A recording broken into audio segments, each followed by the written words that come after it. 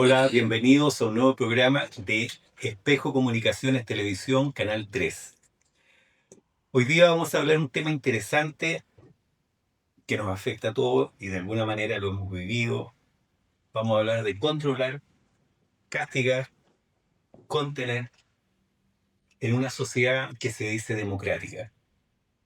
Nos encontramos con dos compañeros profesionales, abogados los dos, del movimiento antirrepresivo, Nico, Matilde, que nos van a hablar hoy día de lo que significa vivir en una sociedad que se dice que tiene libertades, se dice que es democrática, pero que en el transcurrir del tiempo cada vez ha restringido más nuestros derechos y pone en duda lo que puede ser eh, una democracia que para nosotros ha sido en el tiempo bastante difícil de digerir.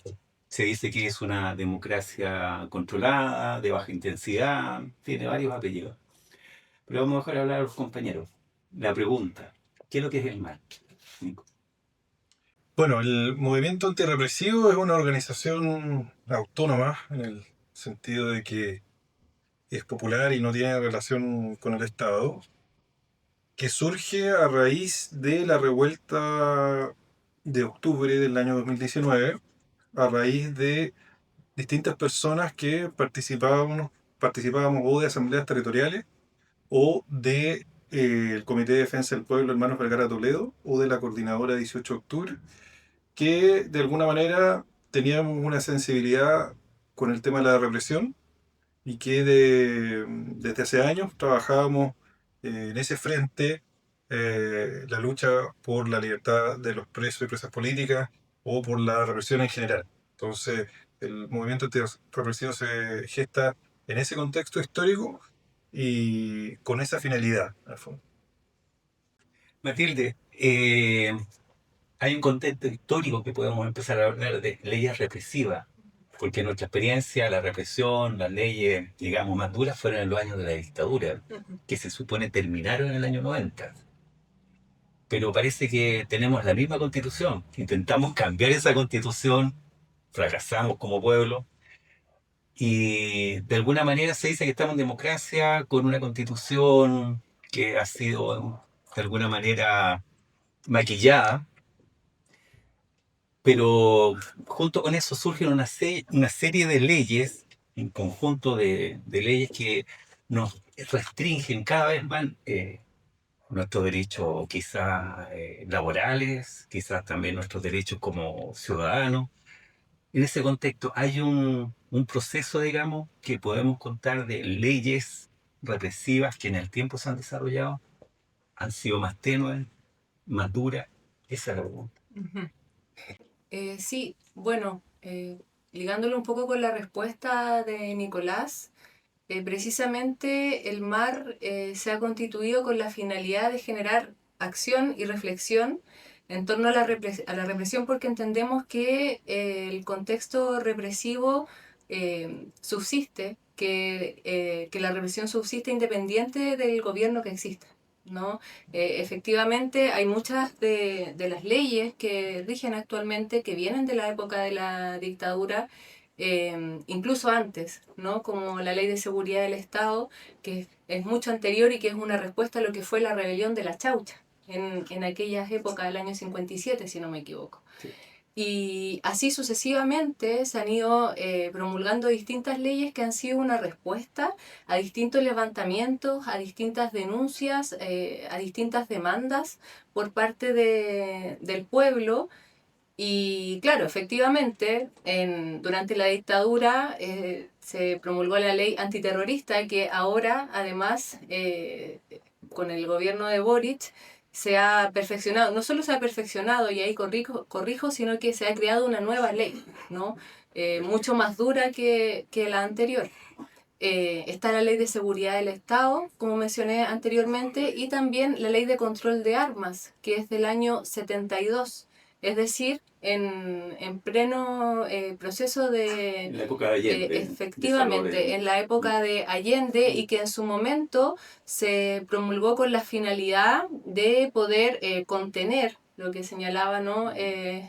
Lo que señaló en ese momento a distintos grupos que se podrían estar armando para grupos de derecha, incluso se decían, pero nosotros sabemos efectivamente que también existía un miedo a que las organizaciones de izquierda se armaran y pudieran enfrentar también este inminente golpe de Estado a través de las armas. Entonces existe de hecho también una carta de los cordones industriales donde ellos expresan esta situación, y precisamente esa ley, que es la ley de control de armas, es la que rige hasta el día de hoy. Ha tenido una serie de reformas, que han ido como incorporando también ciertos métodos de lucha de los pueblos, como son la barricada, por ejemplo, la ley antibarricada, que es post-revuelta, la bomba Molotov, que en alguna época no estaba, claro que en alguna época no estaba penada la bomba Molotov, y con una serie de reformas, finalmente hoy día tiene una penalidad muy alta, ¿no? No solamente lanzarla, sino portarla, y que también ha sido como una manera de ir aplacando, castigando, conteniendo, como señalabas también tú en algún momento, métodos de lucha que son históricos, ¿no? Del pueblo. La misma ley antitoma, que es una ley reciente también, ¿no? La ley capucha. Sí, ahí también hay un tema con la ley de la capucha, porque fue una ley que en algún momento, claro, quiso salir a la luz, pero no está actualmente activa, ¿no? No fue una ley que se promulgó posteriormente. Y que bueno, porque también se generó después un tema con la pandemia, que la gente andaba con ¿cómo se llama esto? Con la mascarilla. Entonces, finalmente no se promulgó la situación. Cuando hablamos de este proceso de criminalizar la disidencia, porque a la larga es eso, estamos criminalizando la disidencia, Ujú. el derecho de alguna manera a disentir de un gobierno, a salir a las calles, digamos, a manifestar el descontento que tenemos todos natural, que es legal, es un derecho humano. Ujú. La pregunta va, ese proceso en el gobierno de Boric, en el gobierno de Piñera, en el gobierno de Bachelet, que son los últimos, ¿cuál ha sido el más represivo en términos de legislar? Si uno hace un análisis en relación a las leyes A las que leyes. se han promulgado, podemos decir que el gobierno de Boric ha sido el más represivo por la cantidad de leyes que se han aprobado precisamente en este gobierno. La mayoría O de las que sea, nombraste. la ley antiterrorista, la ley antitomas, la ley Naín Retamal, que es una ley que también se nos está quedando en el tintero y que es muy importante porque viene a Gatillo endurecer. fácil. Exactamente.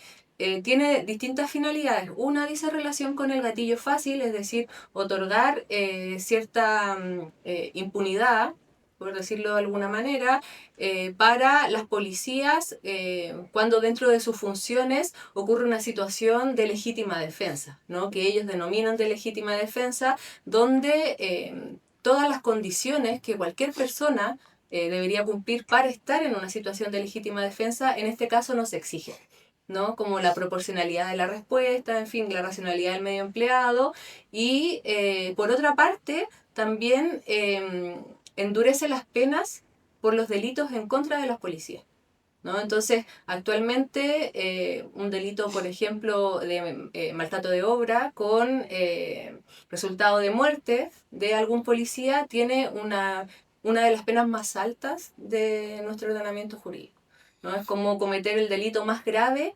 que existe actualmente en nuestro ordenamiento jurídico. Yo, Nicolás, siempre nos referimos al tema de la criminalización de la disidencia, pero también está el tema de la censura y las restricciones a la libertad individual, ¿no es cierto? Ustedes, yo sé que desempeñan no solamente una labor pedagógica, educativa sobre estos temas, que vamos a profundizar porque esto es muy amplio, muy amplio. Ustedes desarrollan también una labor como abogados, su profesión. y les ha tocado defender, apoyar, digamos, a familias, bueno, ya a compañeros que han sufrido lo que podemos decir, ser criminalizados por disentir del régimen actual, el sistema actual, y en su legítimo derecho a la protesta han sido detenidos, encarcelados, y en algunos casos ustedes, por suerte, han logrado liberarlos, y algunos siguen todavía desde lo que fue la revuelta detenidos, a pesar del tiempo. Quiero que me cuenten un poco la experiencia que han tenido ustedes con respecto a ese proceso. Mira, nosotros y nosotras como abogados y abogadas venimos de una generación en donde las organizaciones de derechos humanos que históricamente se dedicaban al tema antirrepresivo, paulatinamente fueron abandonando ese frente de lucha. Porque después de la dictadura, perdón, cuando se inicia esta democracia entre comillas, muchas personas pensaron que la represión no iba a seguir, ¿no? Y que esta continuidad que está dando cuenta Matilde iba La a alegría frenarse, la claro. alegría ya viene. Y la verdad es que no fue así porque en los años 90 fue un momento de mucha algidez de la presión política. Ahí se fundó, por ejemplo, la cárcel de alta seguridad, en donde la gente del Mapo Lautaro, del Frente Patriótico, del MIR, fueron poblando esa cárcel y otras más a nivel del país, y en donde también se endurecieron estas leyes que decía Matilde. No solamente la franja subversiva más rupturista que venía de la resistencia en contra de Pinochet, sino también al pueblo mapuche que iniciaba el proceso de recuperación de tierra, se le empezó a aplicar estas leyes. Entonces, digo esto para contextualizar que nuestra labor como abogados y abogadas viene en un momento en que las organizaciones de derechos humanos habían abandonado esto. Entonces, nosotros y nosotras nos creamos de manera autónoma, obviamente conversando con la experiencia popular que había en la lucha antirrepresiva, eh, pero nos fuimos formando nosotros mismos, ¿no? Y me refiero a la generación nuestra, un poquito antes también, otros abogados y abogadas empezaron a reconstruir esto en Francia, en Alemania, en fin. No, con estas leyes, Entonces, disculpa, Bernardo Higgins, Manuel Rodríguez, toda esa gente serían terroristas y eran terroristas para el sí, sistema que vivían. sí, y solamente para terminar eso, en Chile la criminalización de la protesta no solamente dice relación con hechos, sino con palabras. En Chile la Ley de Seguridad del Estado castiga delitos de opinión y no castiga delitos de opinión en abstracto. Por ejemplo, Héctor Yaitul, que está preso, está privado de libertad en parte por declaraciones que dio en la Radio Universidad de Chile. Y la nueva ley antiterrorista de Uri también hace lo mismo. Estamos hablando entonces de restricciones a la libertad de opinión. ¿Mm? Y yo cuando recién hice la referencia a Bernardo Higgins, a Manuel Rodríguez, que siempre se dice, cada época histórica se pone de acuerdo de alguna manera para decir qué es lo legal, qué es lo bueno, qué es lo cívico y qué es lo que es lo antisistema, o en nuestro caso lo subversivo. Y eso lo sabemos de acuerdo a los procesos históricos, va cambiando con el tiempo. Lamentablemente nosotros vemos, y ustedes lo ven mejor que nosotros, como desde la dictadura el tema, digamos, valórico, el tema legal, no ha cambiado mucho porque tenemos en el fondo, la cortina de fondo siempre va a ser la Constitución. La Constitución es la que permite que este régimen siga funcionando en las condiciones actuales. Y cada uno de los compañeros o las compañeras que de alguna manera disienten de este sistema van a ser criminalizados, porque ya la sociedad actual se puso de acuerdo quiénes son los antisistemas, los que están fuera del sistema, y a los que hay que combatir, y quiénes están dentro, y pueden estar tranquilos. La pregunta que viene ahora a continuación, por lo mismo, es esa. La labor que ustedes desarrollan como MAR, ¿existen otros grupos con los cuales se puedan coordinar ustedes?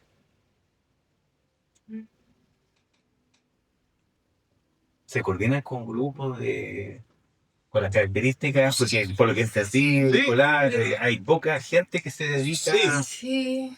O sea, hay Porque los grupos compañeros que sufren la cárcel, en el Mm. caso de YouTube, les queda solamente recurrir a la asistencia legal que proporciona el Estado, ¿no es cierto? Claro, pero hay gente que hace el trabajo que nosotros y nosotros hacemos en otros lados, en términos jurídicos me refiero, y todas y todos vienen de organizaciones autónomas, ¿no? La María Rivera, en fin, el Washington, La Defensoría Popular. claro, y otros compañeros que también de manera súper anónima han hecho un trabajo enorme, me refiero a Nelson Miranda, por ejemplo, en Ercilla, otras compañeras también que tú conociste en un postítulo, que son de Concepción, en fin, hay harta gente que hace cosas. Y obviamente existen redes, existen vínculos, pero a lo que me refiero que antiguamente existía una política de las organizaciones de izquierda de afrontar esto de manera un poquito más estructurada. Entonces, eso es lo que se ha ido perdiendo.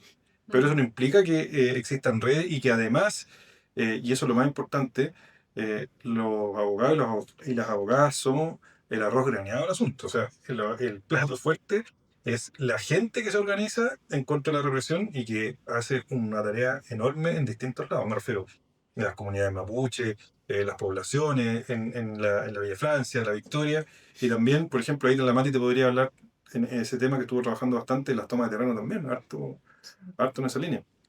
Eso, Sí, para un poquito para complementar lo que señalaba Nicolás, el MAR, si bien se compone de abogados, también es un grupo interdisciplinario. No solamente hay abogados, sino que hay personas de otras profesiones, de otras ocupaciones, que también son un aporte súper importante y significativo para el tema de la reflexión y de la acción en sí en torno a la represión. Entonces, claro, es un tema de abogados, pero también la represión es un tema de todo el pueblo, ¿no? De todas las personas que estamos expuestas de alguna manera a cualquier tipo de ataque represivo. Y en ese sentido, también señalar que, claro, existe por un lado las personas que toman en sus manos, ¿no?, la lucha, que salen a las calles, que protestan, pero también existen personas como las que viven en las tomas de terreno que simplemente están haciendo valer un derecho, que es tener una casa, el derecho a la vivienda, y que no necesariamente se genera a través de una protesta callejera, a través de, no sé, de bombas molotov, todo esto que nosotros tenemos como idea que es la lucha, ¿no?, subversiva, sino que también la represión la vivimos personas que luchamos, por ejemplo, en este caso de las tomas de terreno, por el derecho a la vivienda, ¿no? Personas que no tienen la posibilidad de acceder a un subsidio, de comprarse una casa, de arrendar, de vivir de allegados, y que tienen que tomarse con sus propias manos un terreno y levantar una casa porque el Estado también no ofrece ninguna solución. Entonces, ellos buscan la solución y ante esa solución la respuesta del Estado es la represión, ¿no? Entonces, eh, ahí también como ver que el tema de generar reflexión y generar también acción en torno a la represión, generar estrategias antirrepresivas, es una tarea del pueblo en su conjunto, ¿no? Eso quería señalar. Estamos hablando acá en Espejo Comunicaciones Televisión de coerción, de violencia, de un Estado que no ha dejado de eh, controlar, castigar a una sociedad que se dice democrática. Y ahí, bueno, es interesante, por ejemplo, recordar algunos casos. Ustedes lograron desmontar, disculpa, no desmontar, sino que lograron demostrar el montaje en un caso bien emblemático por el incendio de una estación de metro en La Granja, me parece que fue. ¿Podrías dar ese ejemplo, por ejemplo? ¿Qué desarrollan, qué trabajo desarrollaron ustedes? Sí, ¿Y cuánto más? sí, el caso del incendio del metro de La Granja es como bien icónico, ¿no? Y demostrativo, en verdad, de lo que ocurrió en muchos casos de la revuelta, ¿no? Donde en el fondo se tomaron detenidas las primeras personas que se pudieron identificar sin que existieran muchas pruebas o muchos antecedentes para poder vincularlos a ese tipo de delitos y que ocurrieron. O sea, efectivamente hubo un incendio en el metro La Granja y en muchos otros metros de la ciudad, en particular esos días 18 y 19 de octubre, pero de alguna manera existía una necesidad de encontrar culpables.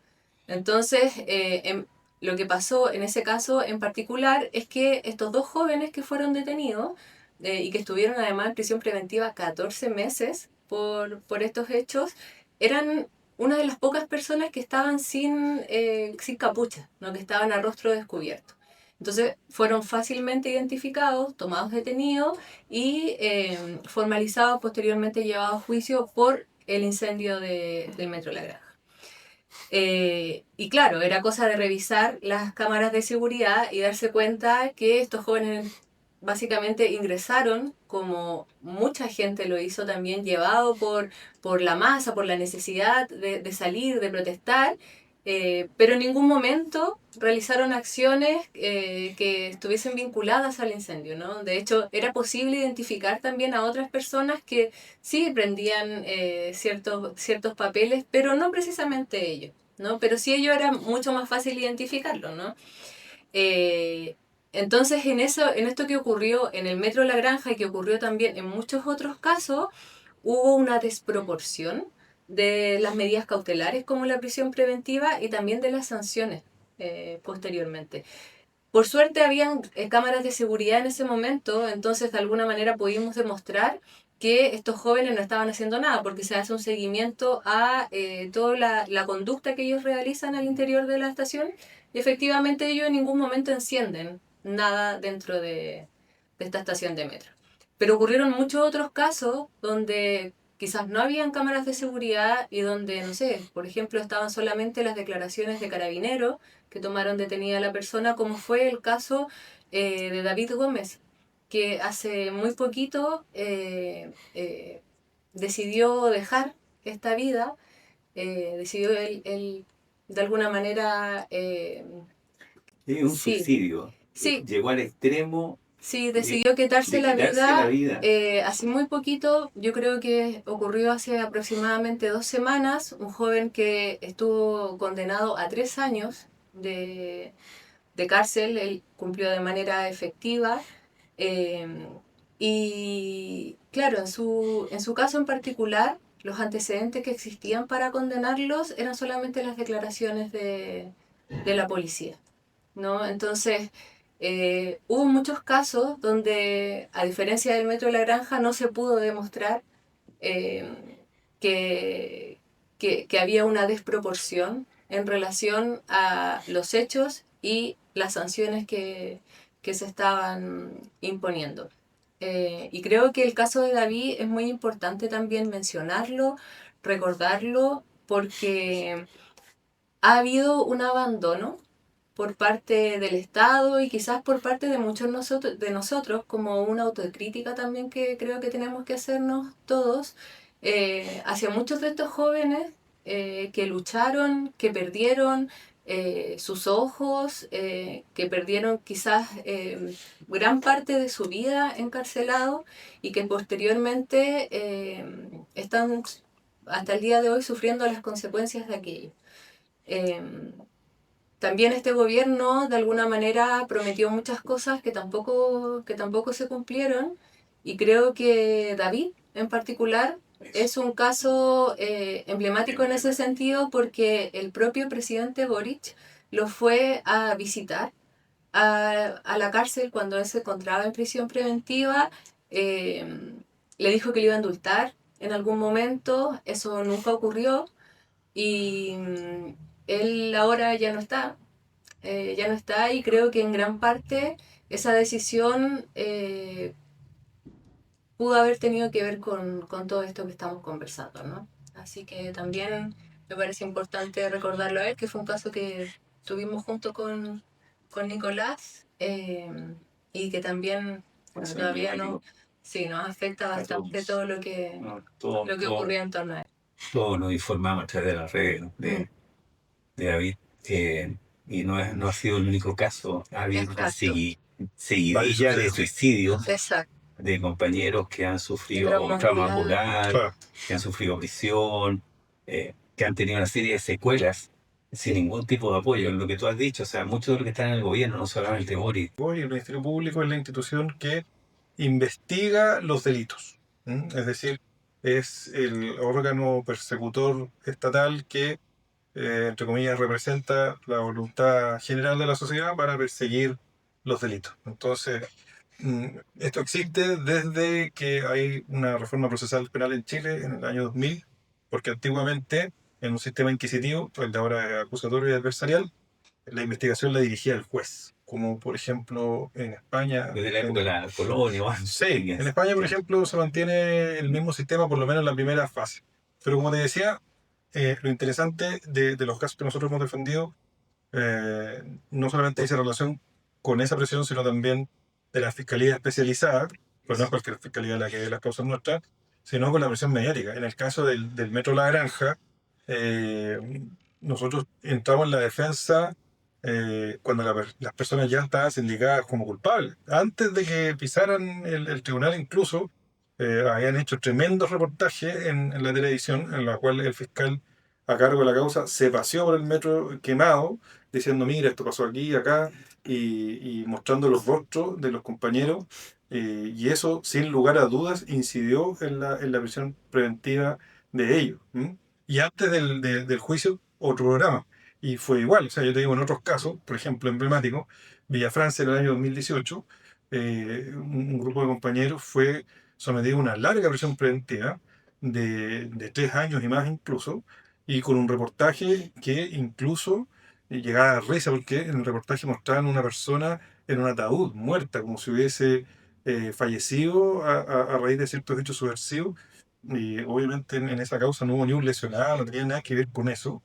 Y esas personas al final terminaron absueltas. Después de 3 años y medio terminaron absueltas en la Corte Suprema por las irregularidades del proceso dirigidas por la Fiscalía Sur y la Policía de Investigación en ese caso. Entonces, nosotros siempre estamos peleando en esos frentes. Te podría decir el caso, por ejemplo, de Francisco Solar con Mónica Caballero, en que Francisco fue condenado a una cantidad de años enorme y que ingresó parte de la prueba que decía relación con hechos que habían sido juzgados en España y no tenían nada que ver, o con el caso Bomba 1, y con un bombo mediático que, la verdad, yo creo que nos deja una posición absolutamente desequilibrada. Si uno pudiese hablar de la igualdad de armas en el debido proceso, que es parte de un derecho constitucional, del artículo 19, número 3, todo este andamiaje de la prensa dirigida por los fiscales, lamentablemente, por el Ministerio Público, por el gobierno también de turno, evidentemente dificultan los casos de nuestros defendidos, ¿no? Y así te podría decir varios casos de la Vía Francia. Ahora también estamos con el caso del 6 de julio, en el cual en el momento se declaró la ilegalidad de la detención, eh, pero obviamente con Disculpa, bombo el y caso platillo. del 6 de julio. 6 de julio es un caso que involucra distintos allanamientos en el 6 de julio del año pasado. Obviamente elegido ese día que para golpear a la Villa Francia duramente, porque más allá de la investigación, que eso obviamente no me puedo referir tanto porque es una investigación que está abierta, pero sí me puedo referir a todo el contexto mediático que se armó con bombo y platillo entre la Fiscalía y el gobierno para criminalizar básicamente espacios de lucha y resistencia que iban mucho más allá de la investigación. Me refiero al comedor, por ejemplo, el comedor popular de la Luisa Toledo, que es el espacio de Pablo Vergara Toledo, también fue allanado Sí. y eso, la verdad, obviamente implicó una criminalización de organizaciones populares autónomas como la nuestra. Entonces, hay un montón de casos, la verdad, podríamos hablar. Tema mapuche. Claro, podríamos hablar del tema mapuche, muchas cosas más en las que hemos estado involucrados, pero para darte una respuesta y saludando también el trabajo que hacen ustedes, de informar realmente cómo son las cosas, de darle la voz a los oprimidos y a las oprimidas, saludando ese trabajo, justamente te muestro la contradicción de lo que es nuestra lucha contra la prensa hegemónica permanentemente, que ha construido la lógica del enemigo interno en Chile. En conjunto con esta fiscalía, en conjunto con la policía, con los gobiernos, han construido una lógica del enemigo interno, del anarquista, del revolucionario, del mapuche, Subversivo. del pobre, de que pisa el tribunal y ya parecería estar condenado desde antes. O sea, estamos hablando de una ley clasista, de unos tribunales clasistas, y siempre se dice que hay leyes y de alguna manera, dependiendo dónde estás ubicado tú en la escala social, es el tipo de justicia que recibes. Todos nos acordamos del hijo de un senador famoso que mató a una persona en la raíz y quedó libre.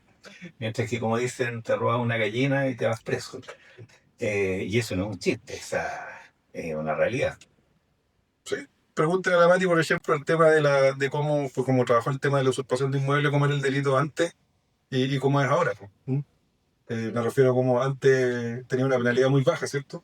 La Claro. usurpación significa la toma de terreno. Claro. Sí, sí. Es el delito en particular que dice relación con esta ocupación de un terreno o de un inmueble. Puede ser también una casa, ¿no? Un inmueble. Sí, es interesante eso que señala Nicolás y también respecto de lo que consultabas al principio, de cómo las leyes se van creando también en relación a las necesidades que tienen o los intereses de las clases dominantes, de los poderosos, como le queramos llamar, en el momento, ¿no? Porque cuando se creó el Código Penal, finales del siglo XVIII, 19. 19, gracias, final del siglo XIX.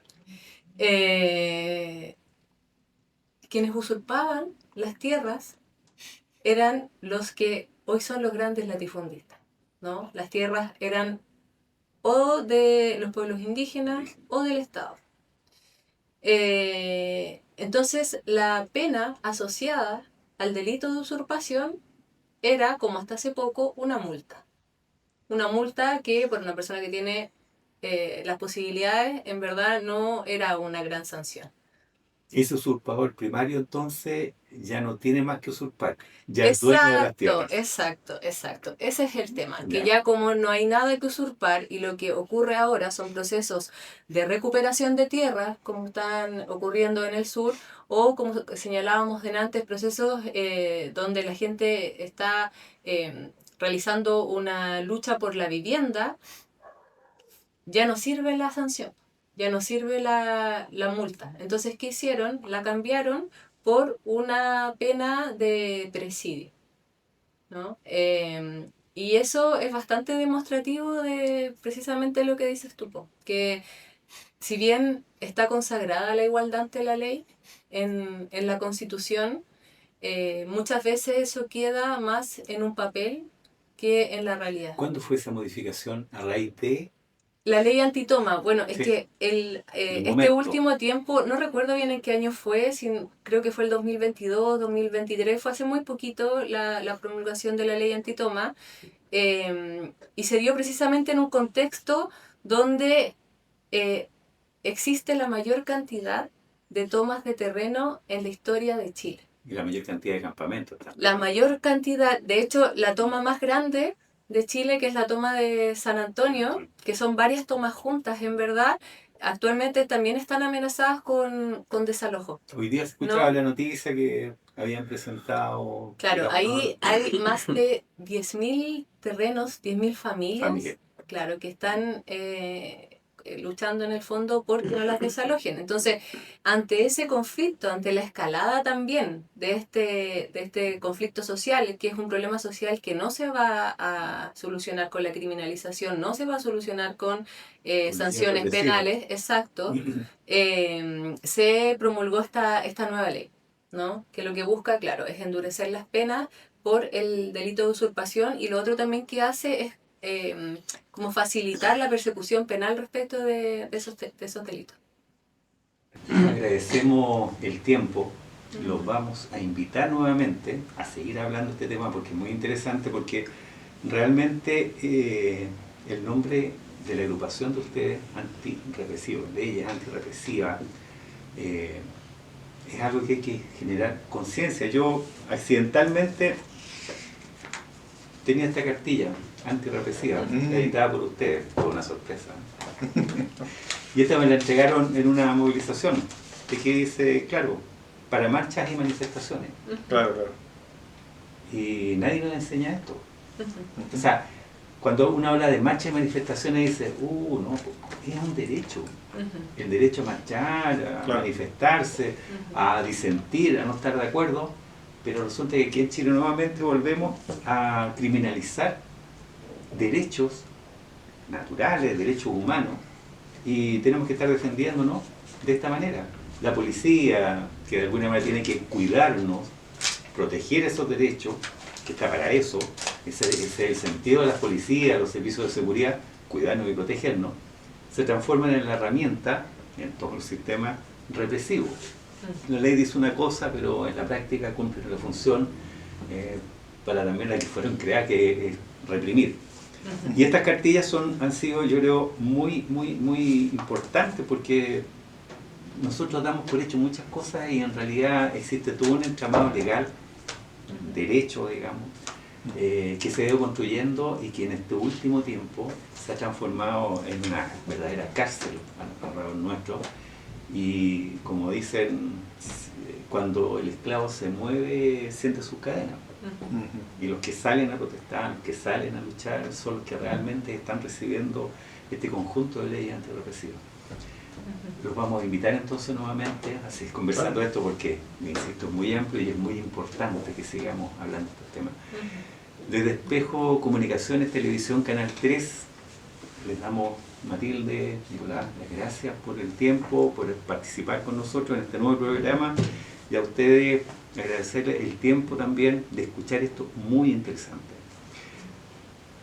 Muchas gracias, buenas noches y corta mail.